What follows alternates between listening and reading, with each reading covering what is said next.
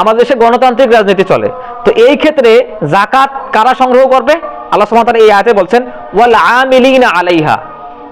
আমিলিনা আলাইহা অর্থ কি? যাকাতের কর্মচারীদেরকে যাকাত দেওয়া যাবে। কোন কর্মচারী? যে কর্মচারীদেরকে সরকার নিয়োগ দিছে, সেই দরিদ্র কর্মচারীদেরকে যাকাত দেওয়া যাবে। সরকার নিয়োগকৃত কর্মচারী, এদেরকেও যাকাত দেওয়া যাচ্ছে। তার মানে যাকাত আদায় যে করবে সে কে হবে? সরকার নাকি অন্য কেউ? সুলতান, সরকার যাকাত আদায় করবেন এবং এইটা সুষম বন্টন করবেন, এটা তার দায়িত্ব, এটা হচ্ছে সরকারের দায়িত্ব। এখন সরকার যদি না থাকে তো আমি কি করব? আমাদের এখন করণীয় কি হতে পারে? যে দেশে সরকার নাই, তার মানে কি আমি যাকাত দেব না? যাকাত তো আমার উপর ফরজ, না দিলে কি হবে? মান আতাহুল্লাহু মালান ফালাম ইউদ্দি যাকাতাহু মুসতিলা লাহু ইয়াউমাল কিয়ামাতি শুজাআন আকরা। আমরা ছোট বাচ্চাদের হাদিসে পড়াই এগুলো, আমাদের সিলেবাসেই আছে। যে ব্যক্তি সম্পদ জমাইলো যাকাত দিল না, কিয়ামতের দিন কি হবে? একটা টেকো মাথার সাপ তাকে দংশন করতে থাকবে এবং সে বলতে থাকবে আনা মালুকা, আমি তোমার সম্পত্তি, আনা কানজুকা, তুমি আমাকে জমা করেছিলে। তো ওষুধটাও ফরজ, এই যাকাতটাও ফরজ, দিতে হবে এটা। হ্যাঁ, তো এই জন্যে অত পরিমাণ দিতে হবে। তো অত পরিমাণ দেওয়া তো সম্ভব না, আমাদের নিজের চেষ্টা মতো আমাদের উপর যদি ফরজ হয় সেইভাবে দিতে হবে। এখন এটাকে আরো উন্নত পর্যায়ে নিয়ে যাওয়ার জন্য কি করা যেতে পারে? উন্নত পর্যায়ে নিয়ে যাওয়ার জন্য যে এই যাকাত যদি একজন ব্যক্তিকে অতটাই দেওয়া লাগে যে তার 1 বছরের জন্য যেটা যথেষ্ট হয়, তাহলে কি করা যেতে পারে? আমাদের দেশে কি করা যেতে পারে? যে দেশে ইসলামী সিয়াসা নাই, এই রাজনীতি নাই, এখানে মসজিদ কিংবা মাদ্রাসা কেন্দ্রিক ফান্ড করা যাইতে পারে।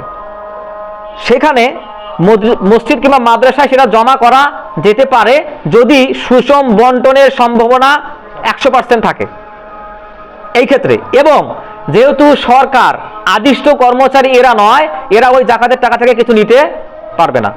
এবং যে মসজিদ কিংবা মাদ্রাসায় সেটা জমা করা হবে, সেই মসজিদ এবং মাদ্রাসার অবকাঠামোর উন্নয়নে সেই যাকাতের টাকা কাজে লাগানো যাবে না। এই শর্তগুলো মানলে সেটা উপযুক্ত হবে, কোনো মসজিদে ব্যয় করা যেতে পারে। এইখানে উপকারিতা আছে। উপকারিতা কি? একজনের 20 মণ ধান হয়েছে, সে সেখান থেকে 1 মণ ধান দিল, ওসর দিল। এখন ওসরগুলো আবার বিভিন্ন খাতে যায়। যারা রাজনৈতিক দল করে, প্রত্যেক রাজনৈতিক দলের সদস্য সেই দলের সদস্যদের যাকাত দেয়, ওসর আদায় করে। তাহলে যারা এটা করতেছে ওটাকে সঠিক খাতে প্রবাহিত হচ্ছে। তো যখন সঠিক খাতে প্রবাহিত হচ্ছে না, তখন এই দায়িত্বগুলো মসজিদ কিংবা মাদ্রাসা কেন্দ্রিক হওয়া দরকার। তাতে কি হবে? মসজিদ কিংবা মাদ্রাসা কেন্দ্রিক যদি হয়, আমরা মানুষদেরকে চিনে চিনে যদি, ফকির মিসকিনকে চিনে চিনে যদি অত পরিমাণ যাকাত দেওয়া হয়, তাহলে এলাকার উন্নয়ন হবে কিনা? এলাকায় যদি 10 জন ফকির থাকে, সেই বছরে 5 জন কমে যাবে। আচ্ছা, এটা হইল। যাদের অর্থ সম্পদ নাই, যাদেরকে যাকাত দেওয়া হচ্ছে, তারা যদি যাকাতটা সঠিক খাতে কাজে লাগায়, তবে কি সমাজে চুরি ডাকাতি কমবে কিনা? আচ্ছা, যাদের ভিতরে ওই যে কবিতা পড়ি নাই আমরা ছোটবেলায়, যে অভাব আসলে ভালোবাসা জানলা দিয়ে পালায়। হ্যাঁ, তো এইখানে বিষয়টা ঠিক ওই রকমই। তো অভাব যদি কারো থাকে, ওইখানে নৈতিকতা কিন্তু তার রেখে রাখা, মানে টিকে থাকার সম্ভাবনা খুবই ক্ষীণ।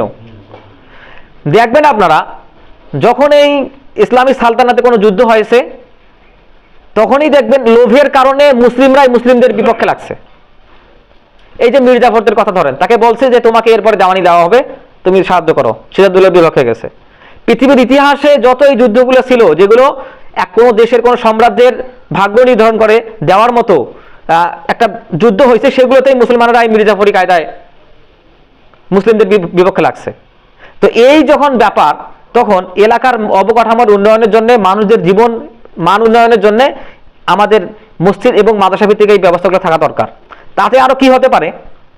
মানুষ স্বভাবতই তার কাছেই যায় সমস্যা সমাধানের জন্য, যার কাছে সাহায্য পায়। তো মানুষ সাহায্য পাওয়ার জন্য তখন মসজিদ এবং মাদ্রাসার আলেমদের নিকটে আসবে।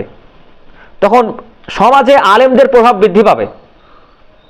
তখন মানুষ এই ভোটের দামের কাছে বিক্রি হবে না, যে আমাদের এলাকা ঠিক করে দেওয়া লাগবে, ভোট দেই, এটা করবে না। এবং এই যে আমি বললাম যে এই যে ভোটের কাছে বিক্রি হয়ে যাওয়া, এলাকা করা, মসজিদ চাওয়া, তারপরে কি মসজিদের উজুখানা চাওয়া, তারপর সরকারি বিভাগকে ফতোয়া দেওয়া যাবে না, আরো কত কিছু। মসজিদের মেম্বার তো সত্য বলার জায়গা, এখান থেকে সেগুলো বলা যায় না, কারণ ওই যে নুন খাইলে নাকি গুণ গাইতে হয়, সমস্যা। তো এই যে বিষয়গুলো, এগুলো বিবেচনায় নিয়ে আসতে হবে। তাতে আলেম সমাজের যদি সমাজে আমাদের প্রভাব প্রতিপত্তিটা বাড়ে, তখন মানুষ আলেমদের কাছে আসবে, আলেমদের প্রভাব বৃদ্ধি পাবে এবং মানুষ এই মসজিদ মাদ্রাসা কেন্দ্রিক হবে।